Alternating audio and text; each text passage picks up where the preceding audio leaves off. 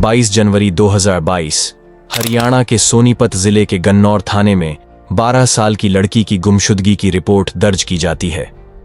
जैसे ही रिपोर्ट दर्ज होती है, पूरे पुलिस महकमे में हलचल मच जाती है। गायब होने वाली लड़की ने कुछ समय पहले ही एक प्रतिष्ठित परीक्षा पास की थी और कनाडा की एक बड़ी यूनिवर्सिटी में एडमिशन लिया था। वह अभी हाल ही में वापस हरियाणा आई थी। गुमशुदगी की रिपोर्ट के बाद मामला क्राइम ब्रांच को सौंप दिया जाता है। पुलिस की जांच चलती है, लेकिन उनके हाथ खाली ही रहते हैं। 9 महीने बाद एक ऐसी सच्चाई सामने आती है जिसे सुनकर हर कोई हैरान रह जाता है। इस लड़की को प्यार हुआ था, लेकिन प्यार ने उसे धोखा दिया और इसकी कीमत उसने अपनी जान देकर चुकाई। इस घटना के पीछे की वजह अजीब थी और इसे सुनकर आप भी चौंक जाएंगे। मोनिका हरियाणा के रोहतक जिले के बुलंद गांव की रहने वाली थी। 22 साल की मोनिका पढ़ाई में काफी तेज थी। उसके परिवार ने उसे आगे पढ़ाने का फैसला किया और मोनिका ने उनके विश्वास पर खड़ा उतरने की कोशिश की।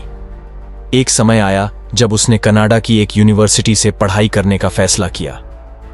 उसके परिवार ने भी उसके इस फैसले का समर्थन किया। मोनिका को कनाडा जाने से पहले एक परीक्षा पास करनी थी। परीक्षा की तैयारी के लिए उसने अपने घर को छोड़कर सोनीपत के गन्नौर में अपनी मौसी के पास रहने का निर्णय लिया। वहां रहकर मोनिका ने अच्छे से पढ़ाई की। इसी दौरान उसकी मुलाकात पड़ोस में रहने वाले लड़के सुनील से हुई। दोनों के बीच धीरे धीरे दोस्ती बढ़ी और प्यार में बदल गई।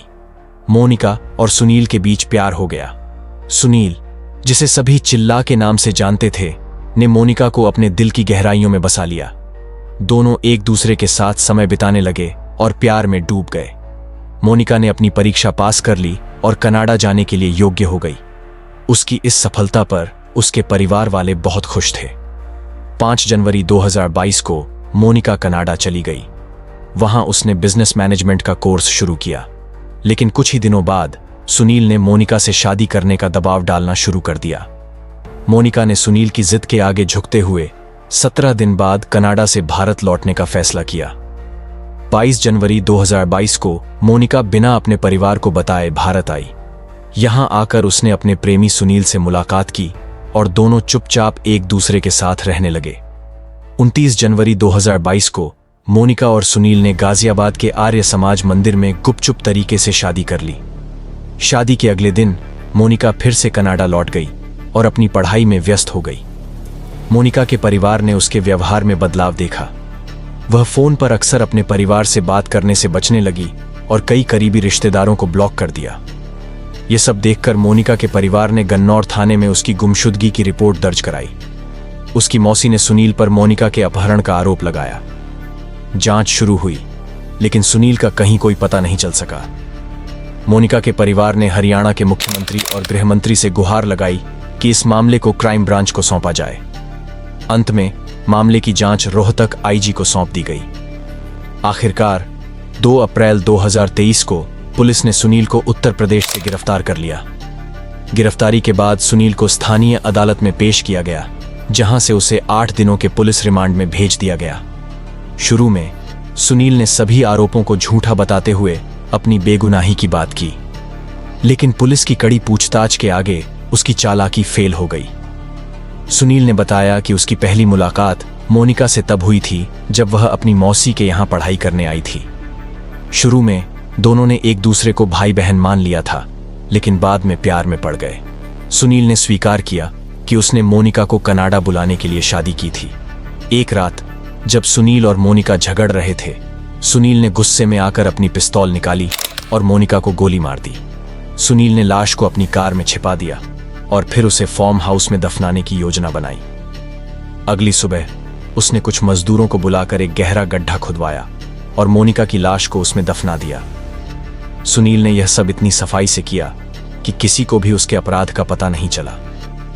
कई महीनों तक वह अपने जीवन को सामान्य तरीके से जीता रहा, लेकिन अंत में पुलिस ने सुनील के फार्म हाउस पर छापा मारा और मोनिका के कंकाल को बरामद कर लिया।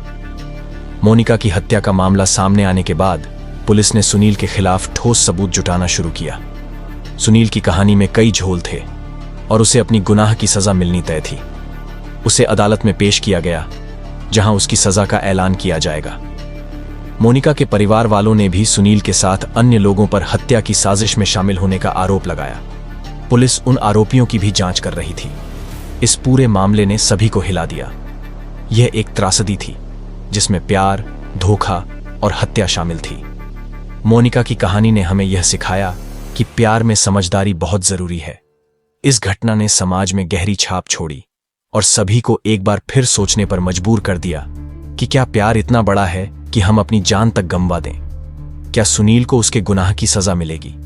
क्या मोनिका के परिवार को न्याय मिलेगा? यह सब देखने के लिए हमें अदालत के फैसले का इंतजार करना होगा।